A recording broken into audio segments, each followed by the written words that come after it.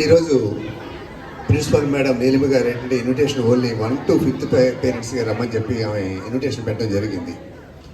అంటే LKG UKG స్టూడెంట్స్కి graduation ceremony పెట్టినా 1 నుంచి 5వ తరగతి వరకే రండి అని చెప్పి. కానీ మీ పిల్లల యొక్క అందం ఆనందం వాళ్ళ యొక్క జోషు చూడడం కోసం వద్దన్నా సరే వానదేవుడు కిటికీలో చూసినట్టుగా పాప అట్లా వచ్చాడు. నీ పని లేదయ్యా అంటే మళ్ళీ పాపం వెనక్కి వెళ్ళాడు గౌరవంగానే. సో ఒక్కసారి మనంతా కరతాల దొంగతో వరుడి దేవుడికి ఎట్లే జై జైలు పలుకుతాం. ఇక రెండవ అంశం, అసలు ఈ గ్రాడ్యుయేషన్ డే అంటే ఏంటి, అసలు ఈ పిల్లలకి ఇది అవసరమా, లేదు ఇదేమైనా స్కూల్ అడ్మిషన్స్ కోసం ఏమైనా చేస్తున్నారా, ఇవన్నీ కూడా మనం ప్రశ్నించుకోవాలి. అన్నీ కూడా అంటే మీ అందరికీ తెలియాలి అంటే మన పల్లెటూరు భాషలో చెప్పాలి అంటే ఈ ఎల్కేజీ యూకేజీ అనేది ఏంటంటే పట్టుపాలు నటిది. తల్లి పట్టుపాలు పడితే ఆ పిల్లవాడు భవిష్యత్తులో ఎంతగా దృఢంగా ఉంటాడో అదేవిధంగా ఈ ఎల్కేజీ యూకేజీ అనేది ఏంటంటే అక్కడ కావాల్సిన కాన్ఫిడెన్స్ కానీ మాట్లాడే శక్తి కానీ స్టేజ్ మీద నిలబడగలిగే ధైర్యం కానీ ఇందాక ప్రిన్సిపల్ మేడం చెప్పినట్టుగా మనమన్నీ ఆ వయసులో ఇవ్వాలి. తల్లిపాలు తాగిన తర్వాత గోరుముద్దలు మొదలవుతాయి. ఆ గోరుముద్దలే 1 to 5th క్లాస్ అనేది. అక్కడే మనకి ఏంటంటే పప్పు అన్నం కూర అవసరమైతే మాంసం ఇవన్నీ కూడా పెడుతుంటాం.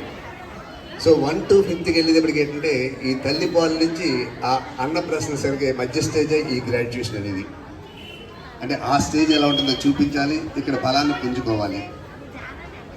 అదేవిధంగా మీ అందరికీ చాలామందికి తెలియంది మానసిక శాస్త్రవేత్తలు చెప్పేది ఏంటంటే ఎస్పెషల్లీ ఎల్కేజీ అంటే 2 సంవత్సరాల నుంచి 3 సంవత్సరాల లోపల మీరు గమనించుంటారో లేదో తెలియదు కానీ ఆన్ యావరేజ్ ప్రతి పిల్లవాడు నిమిషానికి 2 ప్రశ్నలు అడుగుతాట.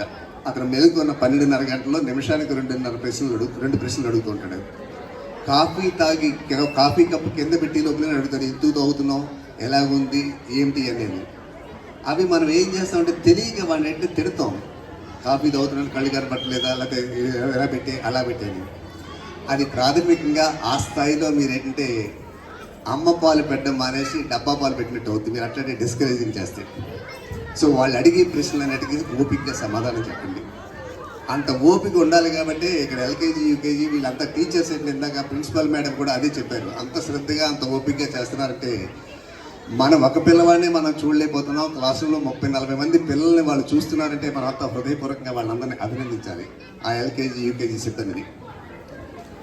అదేవిధంగా వెరీ గుడ్, ఆ చిన్న పిల్లవాడు తప్పట్టు కొడుతున్నాడు, మరి పెద్దవాళ్ళు మనం కొట్టట్లేదు. వాళ్ళని అభినందించాలంటే ఆ సంఘంలో ఉన్న పిల్లవాడు తప్పట్టు కొడుతున్నాడు, అది పిల్లవాళ్ళలో ఉండే క్యూరియాసిటీ. మనం సిగ్గుపడతాం.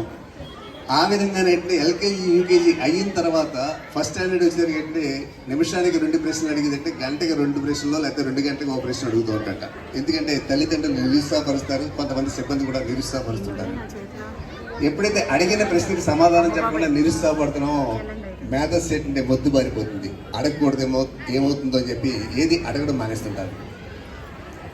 బయట తెలుసుకోవాల్సిన విషయాలన్నీ కూడా తనలో తానే మదనపడుతూ తను ఒక గిరికి ఇచ్చిన గిరి లోపల ఉండిపోతుంటాడు. ఏ పిల్లవాడు తెలివి తక్కువవాడు కాదు, కానీ తల్లిదండ్రులు అధ్యాపకులు ఏ విధంగా ప్రోత్సహిస్తున్నారో అన్న ప్రోత్సాహాన్ని బట్టే మనం ఆ పిల్లవాడు వికాసం చెందుతాడు.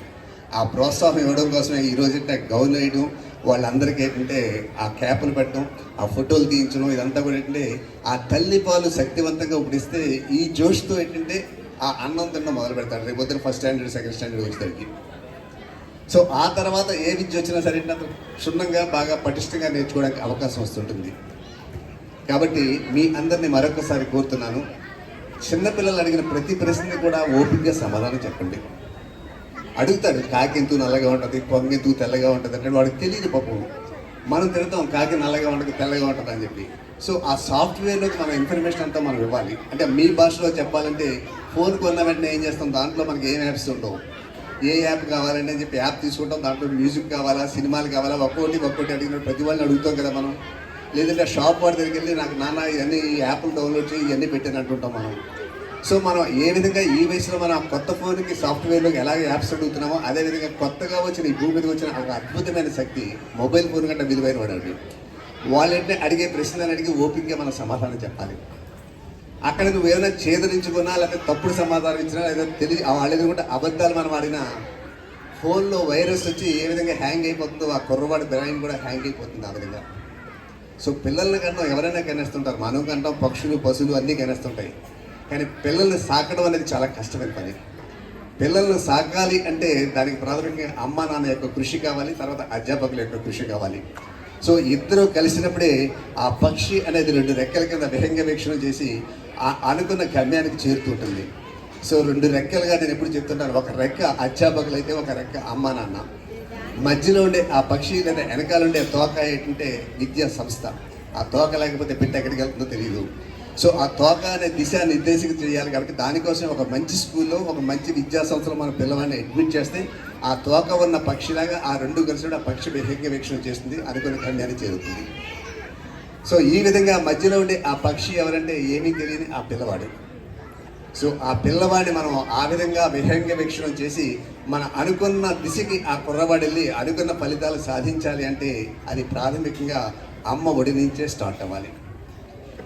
ఆ అమ్మ ఒడి నుంచి స్టార్ట్ అయిన తర్వాత ఆ ఆశాభావం క్రియేట్ చేసి దాంట్లో ఆత్మవిశ్వాసం పెంచాలి. కాబట్టి ఈరోజు ఈ గ్రాడ్యుయేషన్ డే అనేది ఏంటంటే మీ ఫోటోల కోసమో మీ తప్పట్ల కోసమో కాదు, కేవలం వాళ్ళలో కావాల్సిన ఆత్మవిశ్వాసాన్ని పెంచడం కోసం. అదే చాలామంది చెప్తుంటారు, పెరుగు తోటలో పెద్ద పెద్ద ఏగలు ఉంటుంటాయి. సైకాట్రిస్ట్ ఏంటంటే చెప్తాడు ఒకసారి, ఆ సైకాట్రిస్ట్ ఏంటంటే చిన్నతనంలో ఆ తండ్రి గారితో ఈస్ట్ గోదావరిలో పొలంలోకి వెళ్ళేట. పొలంలోకి వెళ్ళిన తర్వాత పెద్ద ఏగలు చూసేట, దాని రెక్కలు చూస్తే చిన్న చిన్నవి ఉన్నాయి, దాని శరీరం అంతా చాలా బలంగా ఉంది. మనం కూడా చూస్తుంటాం కదా చెరుకు తోటలో. ఈ కుర్రవాడు అడిగేట, నాన్న చిన్న చిన్న రెక్కలు ఉన్నాయి కదా, దాని బాడీ చూస్తే ఎంత ఉంది, చిన్న రెక్కలతో ఆ బాడీ అంత లిఫ్ట్ చేసుకుని ఎలాగ ఎగరగలుగుతుంది నాన్న అని అడిగేట. అప్పుడు ఇతని యొక్క వయసు కేవలం 5వ తరగతి. తండ్రి చాలా తెలివైన వాడు. అతను సమాధానం చెప్పేట, నువ్వు ఎగరలేవు, ఇంత బలం ఇంత పట్టు ఉంది కదా, నువ్వు ఎగరలేవు అని చెప్పి దాన్ని నిరుత్సాహపరిచే, దాని మాటలు రానివాళ్ళు కాబట్టి నిరుత్సాహపరిచే వాళ్ళు ఎవరో లేరు కాబట్టి తెలియకుండా అది ఎగురుతుంది అని చెప్పి అంటట. కానీ మనం ఏం చేస్తున్నట్టే నిరుత్సాహపరుస్తాం పిల్లల్ని, నువ్వు చేయలేవు, ముట్టుకోకు, అగ్గి కాలిపోతే. ఒకసారి ముట్టుకొని ఉంది, ముట్టుకుంటే మనం చెప్పగల. మన ప్రతిదీ కూడా వద్దు వద్దు వద్దు అంటుంటాం, ఇది చేయకూడదు ఇది చేయకూడదు అంటాం. ఆ నెగిటివ్ థాట్స్ అన్నీ కూడా పిల్లవాళ్ళు చేస్తుంటే నేను ఏమీ చేయలేనేమో అని చెప్పి అతను నిరుత్సాహపడిపోతుంటాడు. సో ఆ విధంగా ఏంటంటే ఒక అద్భుతమైన తెల్ల కాగితం కింద దాని ఏంటంటే ఒక తెల్ల కాగితం కింద ఈ లోకంలోకి వాడు వస్తాడు. వచ్చిన తర్వాత దాంతో మీరు మేమంతా కలిసి బ్రహ్మాండమైన చిత్రపటం గీస్తామా, పిచ్చి గీతలు గీస్తామా అనేది ఏంటంటే మన ఇద్దరి చేతుల్లో ఉంటుంది, అధ్యాపకులు అమ్మ నాన్నల చేతిలో. సో మనం మంచి గీత ఒక దివ్యమైన పెయింటింగ్ గీయాలంటే ఇట్లాంటి కార్యక్రమాలు కావాలి.